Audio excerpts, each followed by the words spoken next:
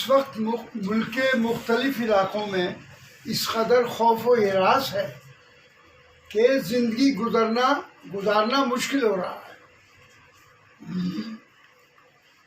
वो भी ख़ास तौर से मुसलमानों और कमज़ोर तबके के लोगों के साथ जो जुल्म हो रहा है वो नाकाबिले बर्दाश्त है। और जगह जगह बुलडोज़र चल रहे हैं। इस बात ऐसा मालूम हो रहा है जैसे बुलडोज़र की हुकूमत है, असली हुकूमत तो है नहीं। तो मैं इस सिलसिले में इस वक्त मैंने जो आपको तकलीफ़ दी है, मेरा मकसद ये है कि जहांगीरपुरी जामे मस्जिद दिल्ली में जो जुल्म हुआ है, जो मस्जिद को पर बुलडोज़र दरवाजे पर जो बुलडोज़र चलाया गया है, इससे ज़्यादा और बुरी बात नहीं हो सकती। इसको मैं दिल से कंडेम करता हूँ।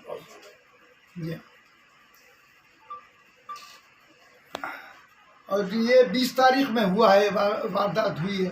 तो जबकि बराबर में मंदिर भी मौजूद है, तो हम मंदिर मस्जिद के लिए हम कभी नहीं छेड़ते, लेकिन बराबर में मंदिर की भी वही पोजीशन है जो मस्जिद की है। तो फिर ये एक तरफा ऐसा क्यों किया गया? और इससे मुसलमानों को दबाने के लिए, खौफ व हिरास फैलाने के लिए, मुसलमानों के साथ जुल्म करने के लिए ये सब कुछ किया जा रहा है और किया गया। और अगर आप में हिम्मत थी तो मंदिर भी तोड़ दे, लेकिन बजाय इसके कि आपने जामे मस्जिद जो जहांगीरपुरी की है तो उसके साथ नुकसान पहुंचा दिए और उस पर बुलडोज़र चलाया, तोड़ फोड़ की। तो शर्म आनी चाहिए कि बुलडोज़र मस्जिदों पर भी बुलडोज़र चलेगा, तो फिर इस हिंदुस्तान में कैसे हम ज़िंदगी गुजारेंगे और मुसलमान कैसे ज़िंदा रहेगा? फिर मैं पूछना चाहता हूँ गवर्नमेंट से जी। अब जबकि रमज़ान शरीफ का मुबारक महीना है और मुसलमान इस वक्त हर बुराई से बचने की कोशिश करता है। ये रमज़ान का महीना ऐसा है कि रोज़ा रखता है और बुरे कामों से हर कीमत पर बचने की कोशिश करता है। तो इन हालात में ये छेड़छाड़ और जहांगीरपुरी मस्जिद के अंदर के बाहर बुलडोज़र चलाकर उसके मस्जिद तोड़ना, मैं इसको बहरहाल कंडेम करता हूँ और ये कहता हूँ कि गवर्नमेंट को इस पर इस्तीफ़ा दे देना चाहिए।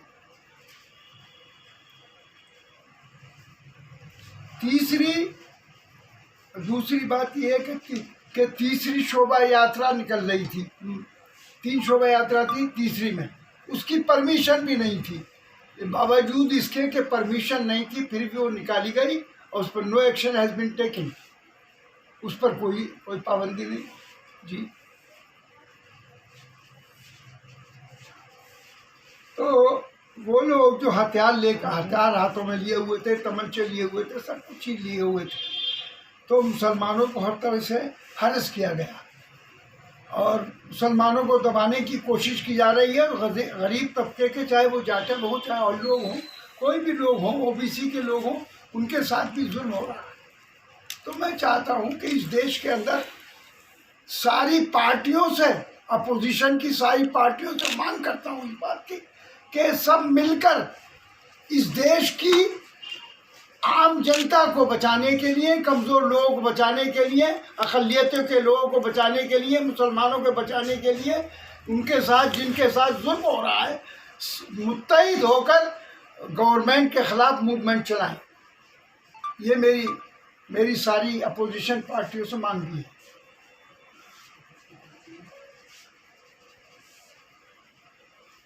बहरहाल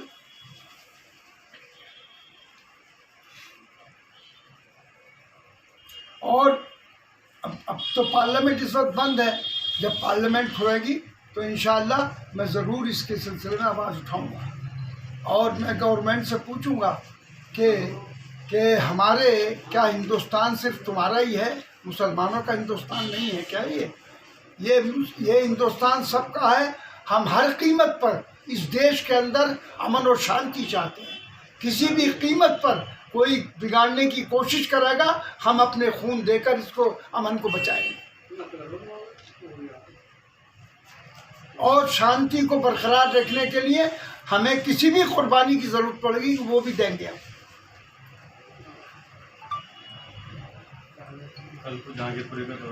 हाँ, अच्छा, मुसलमानों के खिलाफ फर्जी मुकदमे लिखाए जा रहे हैं, ये भी है, और फर्जी एनकाउंटर किए जा रहे हैं। मेरठ के अकबर बंजारे हैं और उनका भाई है, क्या है, सलमान है दूसरे, इन दोनों को जेल में बंद कर दिया गया था। फिर आसाम में इनको ले जाया गया किसी केस में, क्या माने, लेकिन उनको बहरहाल उनका एनकाउंटर कर दिया गया। तो इस जबकि उनकी कस्टडी में है एक आदमी, तो कैसे उनका एनकाउंटर हो? वो कोई भाग रहे थे, क्या कर रहे थे? और सुनिए था, और यहाँ पर देखिए, मैंने पढ़ा अखबार में कि चेकिंग के, बिजली के चेकिंग के नाम पर, यानी वो जो है बिजली के चेकिंग के नाम पर मुसलमानों को उत्पीड़न किया जा रहा है।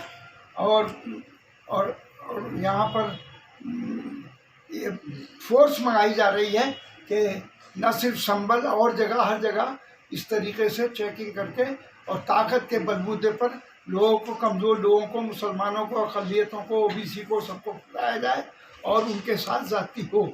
ये काम हो। बिजली चेकिंग में हो रहा। अरे बिजली चेकिंग में तुम्हारे पास अथॉरिटीज़ हैं, ऑफिसर हैं, वो जाके चेक करें। उनसे कौन मना कर रहा चेक करने के लिए? कोई, किसी ने मना नहीं किया, कोई रोक नहीं रहा। क्यों नहीं चेक करते? खुद नहीं करते, पुलिस बुलाते हो हरेस करने के लिए, सिर्फ ये बदनाम करने के लिए हमें कि भाई ये मुसलमान जो हैं ये चेकिंग नहीं कराना चाहते। तो मैं पूछना चाहता हूँ, तो हिंदू महलों के अंदर चेकिंग क्यों नहीं होती? सिर्फ मुसलमानों के अंदर के महलों में या गरीब तबके के लोगों के महलों में ही चेकिंग होगी?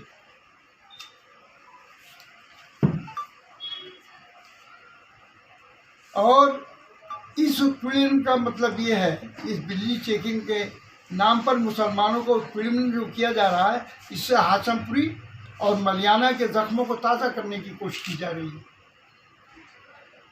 मैं मुसलमानों में खौफ व राज फैलाने के लिए पीएसी बल का इस्तेमाल करना, ये बिल्कुल ये इलीगल भी है और नाजायज़ भी है। और ये बिल्कुल इसका मतलब ये है कि आपने कानून को बालाए तार रखकर बहरहाल इस हिंदुस्तान में बिल्डोज़र की हुकूमत कर दी है। अब ये बिल्डोज़र, क्या हमारे पास कानून नहीं है?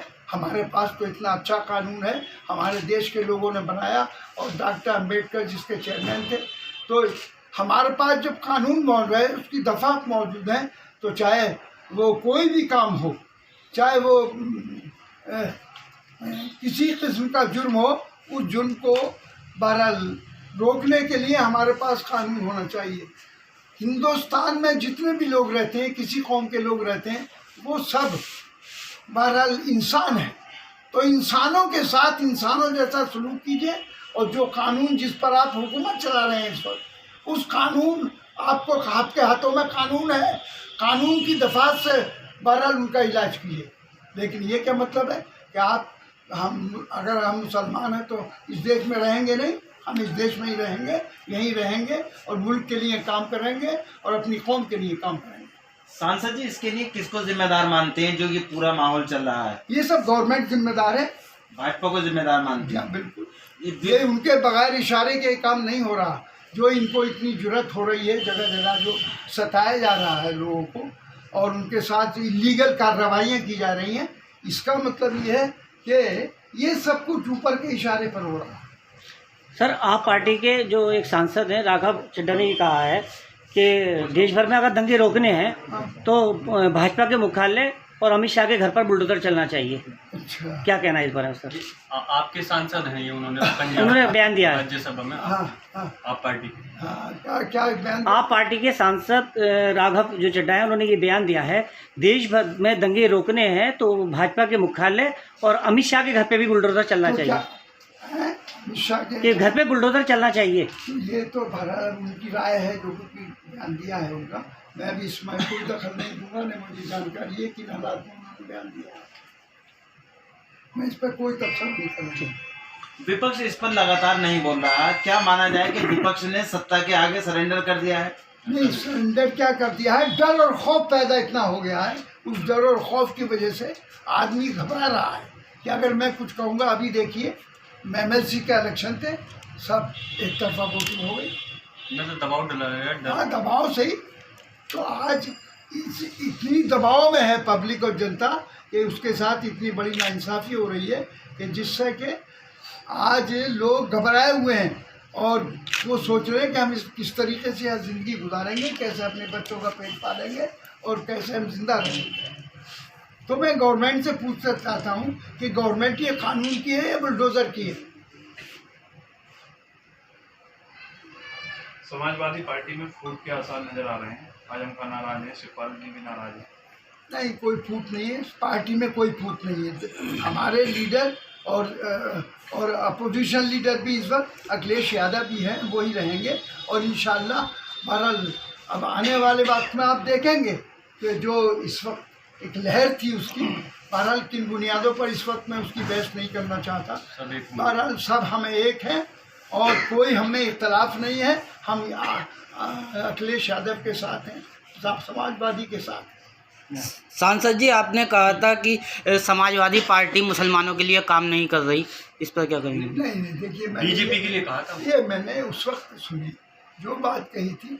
अब लोग मुझसे शिकायत करते थे, नहीं, सुन तो लीजिए, मैं इसलिए बीच में रोक रहा हूँ। वो जो उस टाइम की बात कर रहे हैं, हाँ, वही मैं बीजेपी के लिए कहा, उसी का जवाब दे रहा समाजवादी हूँ। का। तो मतलब ये है कि समाजवादी तो अपनी जगह पर कितना काम किया, पूरा इलेक्शन लड़ दिया, बीजेपी के मुकाबले पर लड़ा, सब कुछ किया, काम कैसे नहीं कर रहे। लेकिन अगर कोई बात उसका माहौल दूसरा था, कोई बात कही गई थी, लेकिन ऐसी बात नहीं कि पार्टी काम नहीं कर रही है, अखिलेश यादव काम नहीं कर रहा। सरकार तो बीजेपी की है और इस वक्त बीजेपी की सरकार है, रात तरह तरह से हरस किया जा रहा है और हमारे काम को दबाने की कोशिश की जा रही है। सांसद जी, आजम खां और जिस तरह से अखिलेश जी का मनमुटावा चल रहा है, सामने आ रहा है, नहीं कोई क्या? मनमुटावा नहीं, बिल्कुल नहीं। अगर इस मैं बीच कहता हूँ आजम खां का वो बयान दिखा दो मुझे। अगर आजम खां छोड़कर जाते हैं, आपके पुराने साथी हैं, तो आप क्या करेंगे? अरे अब वो क्यों आगे छोड़ते, ये सवाल ही क्या पैदा हो। और ठीक है।